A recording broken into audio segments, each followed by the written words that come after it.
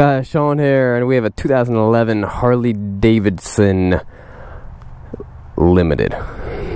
The big, bad, ultra limited. Other than the CVO, this is the highest bike on the food chain. It's a good looking bike. It's got Vance and Hines pipes on it. Heated grips, of course, the chrome wheels, the 103. Let's take it for a spin.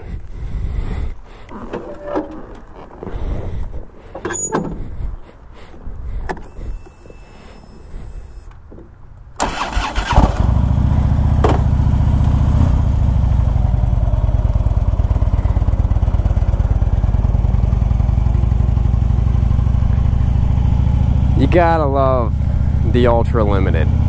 It's just the top of the line. The Ultra Limited had the 103 before the Ultra Classic did.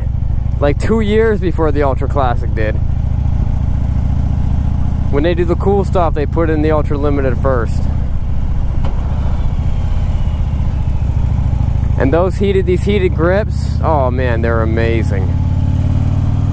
On a cold day, those heated grips will warm right through your gloves. Leather, thick leather gloves too. It'll just warm right through it.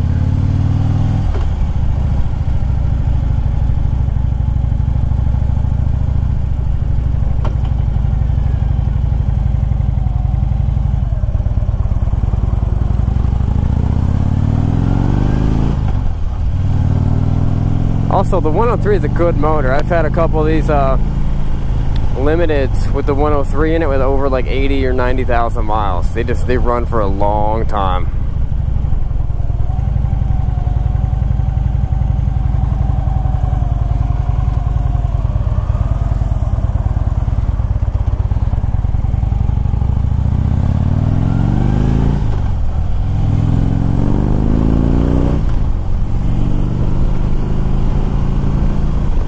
I like the way these things handle.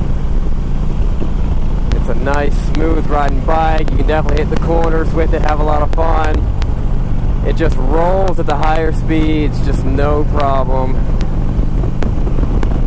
If you run the Autobahn, you could be rolling 90, 95, 100, just like nothing. It just rolls at those speeds. It feels real comfortable.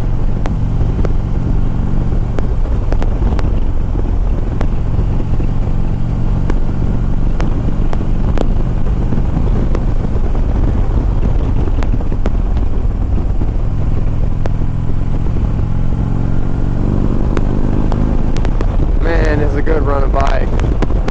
Very smooth. The exhaust is actually pretty quiet,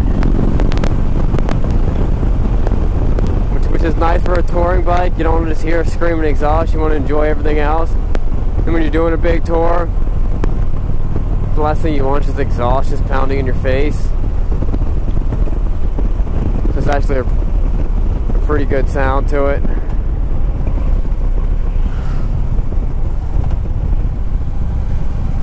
Definitely throws into the corners, no problem.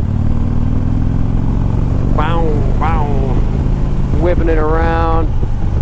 This bike's not all sun faded at the top like a lot of these things are. We're just getting beat on outside. 31,000 miles is nothing for this bike. Although I am feeling that the front rotors are a little bit warped. You kind of feel the pulsing when you brake with the front rotors real heavy.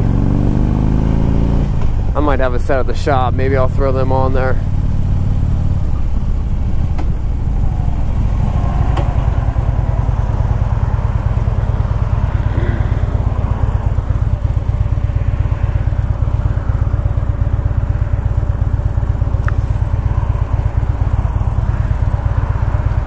Another cool thing with the Ultra Limited is they got these cool like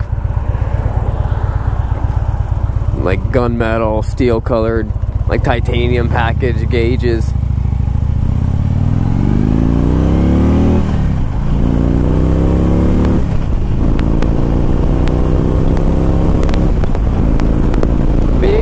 Unlimited. These are the stock grips, and they're just getting they're getting a little bit gummy. That kind of happens with them. They both feel a little bit loose. If I was going to ride the bike too much, I'd definitely replace them. You can get new stock grips for pretty cheap. Got the cool little bags up here.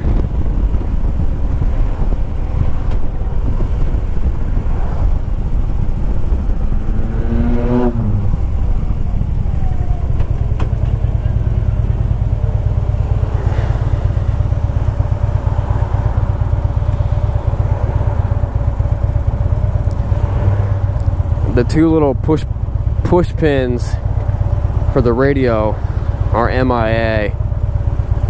You can normally track them down pretty cheap, like a couple bucks a piece. They just push on. They're kind of like knurled on the sides. That's why you see that they come off the bikes fairly easily.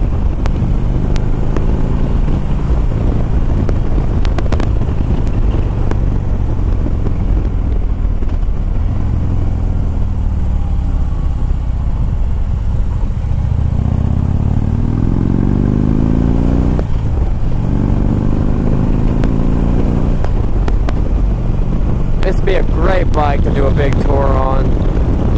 You could do like a spring tour, winter tour, whatever. Those heated grips are so nice. Get a heated vest, man, you'd be having a good time.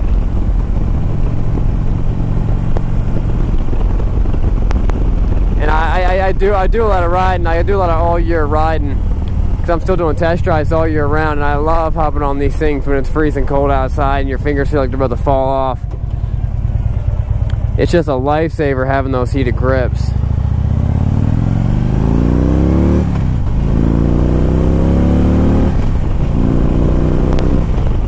Bike's real smooth throughout the whole power band.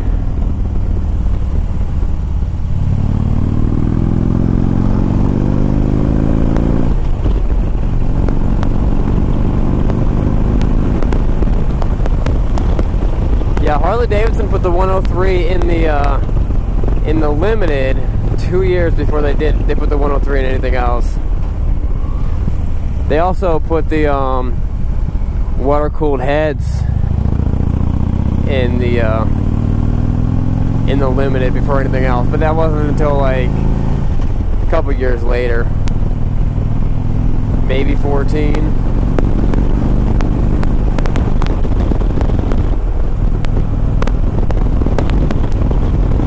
I think the first year for the Limited was 2010.